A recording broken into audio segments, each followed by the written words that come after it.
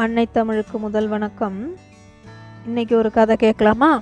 இன்றைக்கி நம்ம கேட்க போகிற கதை விலை மதிப்பற்ற மனிதன். அதென்ன விலை மதிப்பற்ற மனிதன்? கேட்டால் தான் தெரியும், வாங்க. ஒரு அற்புதமான சிற்பி. ஒரு நாள் தெருவில் போய்கொண்டிருந்தவர் ஒரு கடை அருகே கனத்த பாறாங்கல் ஒன்றை பார்த்தார். ஏதோ பெரிய புதையலை பார்த்த மகிழ்ச்சி அவருக்கு. அதன் பின் அந்த கடைக்காரரிடம், ஐயா, இந்த பாறாங்கல் தங்களுக்கு தேவையா, அல்லது இதை நான் எடுத்து செல்லலாமா என்று கேட்டார்.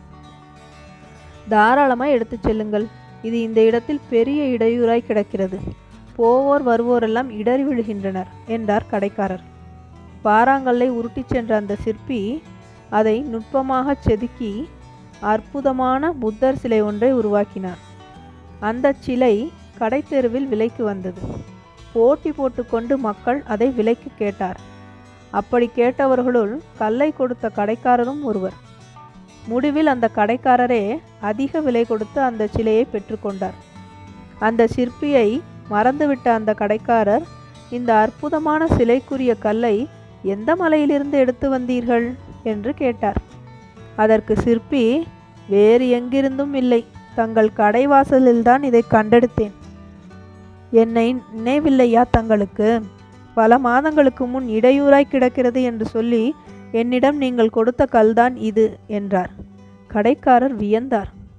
ஆம், தங்கள் பார்வையில் இது தடைக்கல்லாய் தெரிந்தது.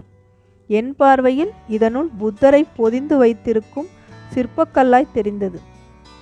வேண்டாத பகுதியெல்லாம் செதுக்கி எடுத்தேன். உள்ளே இருந்த புத்தரின் உருவம் வெளிப்பட்டது என்றார். ஆம் நண்பர்களே, தேவையற்ற வார்த்தைகளை வாழ்வில் நீக்கினால் நாமும் விலைமதிப்பெற்ற மனிதனாய் ஒவ்வொருவரும் நம்மை போற்றும் வகையில் வாழ்ந்து காண்பிக்கலாம்.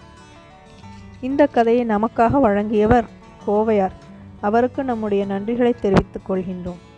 மீண்டும் வேறு ஒரு கதையுடன் உங்களை சந்திக்கிறேன். அதுவரை உங்களிடம் நன்றி கூறி விடைபெறுவர் உங்கள் அன்பு சகோதரி சிவகாமி சண்முகசுந்தரம். நன்றி.